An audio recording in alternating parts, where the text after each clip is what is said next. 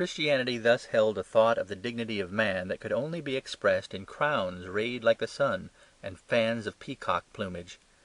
Yet at the same time it could hold a thought about the abject smallness of man that could only be expressed in fasting and fantastic submission, in the grey ashes of St. Dominic and the white snows of St. Bernard. When one came to think of oneself, there was vista and void enough for any amount of bleak abnegation and bitter truth. There the realistic gentleman could let himself go, as long as he let himself go at himself. There was an open playground for the happy pessimist. Let him say anything against himself short of blaspheming the original aim of the being.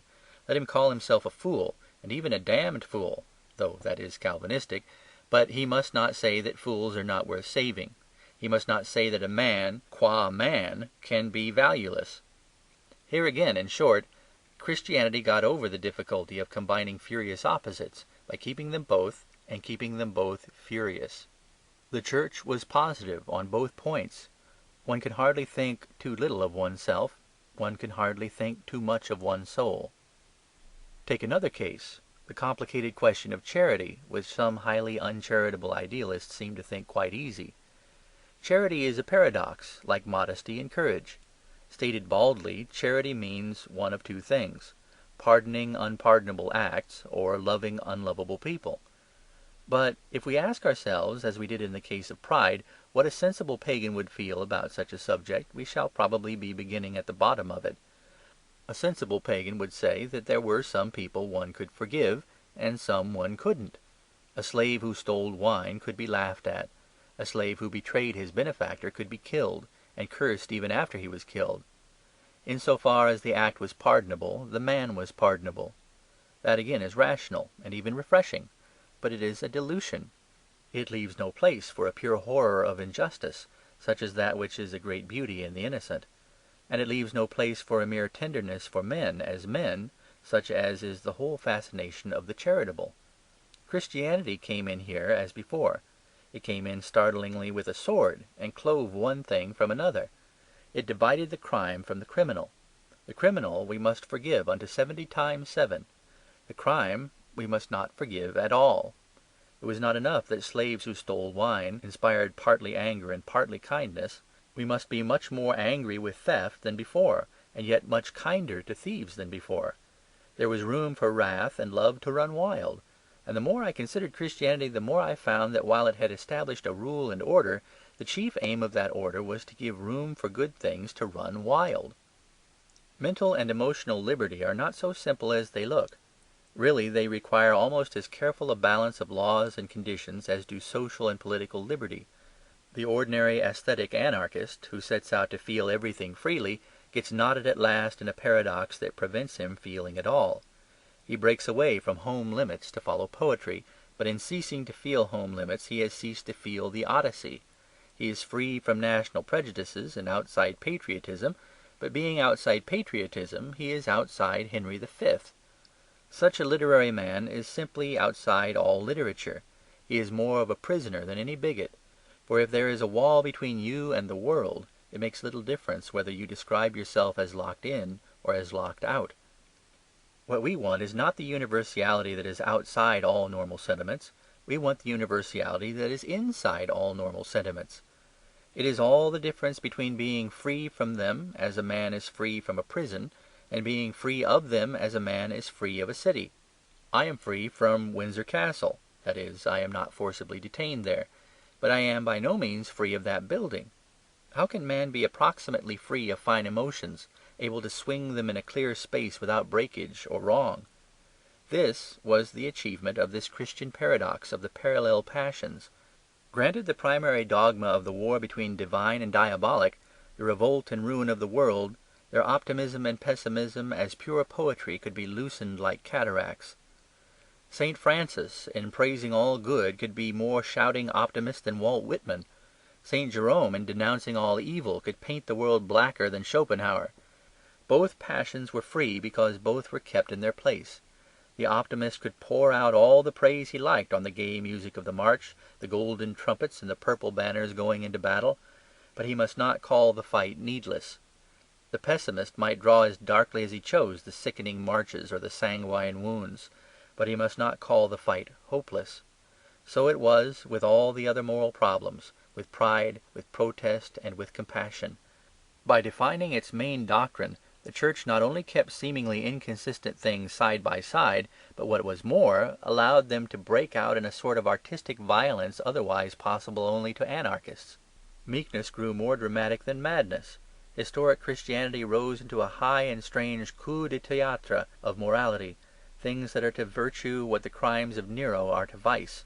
The spirits of indignation and of charity took terrible and attractive forms, ranging from the monkish fierceness that scourged like a dog the first and greatest of the Plantagenets, to the sublime pity of St. Catherine, who in the official shambles kissed the bloody head of the criminal. Poetry could be acted as well as composed. This heroic and monumental manner in ethics was entirely vanished with supernatural religion. They, being humble, could parade themselves, but we are too proud to be prominent. Our ethical teachers write reasonably for prison reform, but we are not likely to see Mr. Cadbury or any eminent philanthropist go into Reading Gaol and embrace the strangled corpse before it is cast into the quicklime. Our ethical teachers write mildly against the power of millionaires, but we are not likely to see Mr. Rockefeller or any modern tyrant publicly whipped in Westminster Abbey. Thus the double charges of the secularists, though throwing nothing but darkness and confusion on themselves, throw a real light on the faith. It is true that the historic Church has at once emphasized celibacy and emphasized the family; has at once, if one may put it so, been fiercely for having children and fiercely for not having children. It has kept them side by side, like two strong colours, red and white, like the red and white upon the shield of St. George. It has always had a healthy hatred of pink. It hates that combination of two colours which is the feeble expedient of the philosophers. It hates that evolution of black into white which is tantamount to a dirty grey. In fact, the whole theory of the Church on virginity might be symbolized in the statement that white is a colour, not merely the absence of a colour. All that I am urging here can be expressed by saying that Christianity sought in most of these cases to keep two colours coexistent but pure. It is not a mixture like russet or purple; it is rather like a shot silk, for a shot silk is always at right angles, and is in the pattern of the cross. So it is also, of course, with the contradictory charges of the anti-Christians about submission and slaughter. It is true that the Church told some men to fight and others not to fight; and it is true that those who fought were like thunderbolts, and those who did not fight were like statues.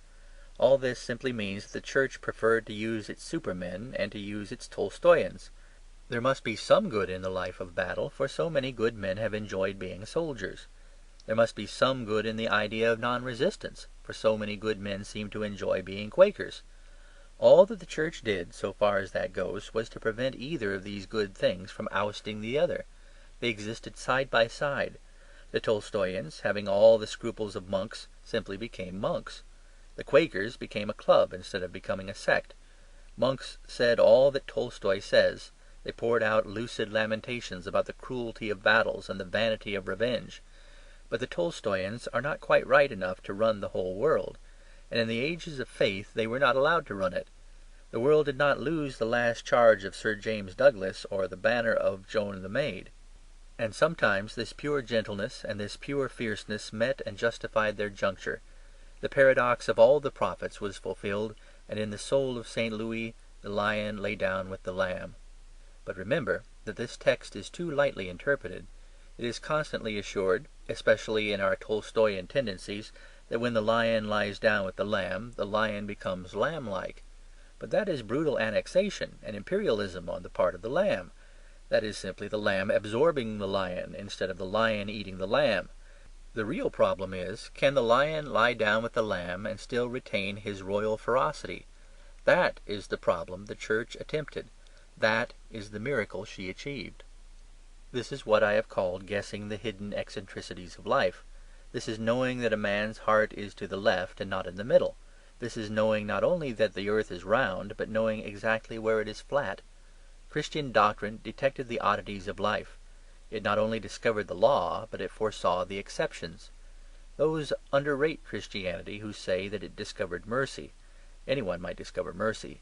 In fact, everyone did. But to discover a plan for being merciful and also severe, that was to anticipate a strange need of human nature.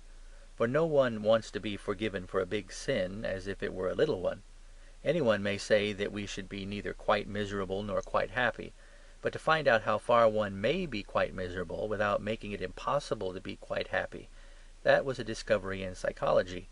Any one might say, "Neither swagger nor grovel," and it would have been a limit. But to say, "Here you can swagger and there you can grovel," that was an emancipation.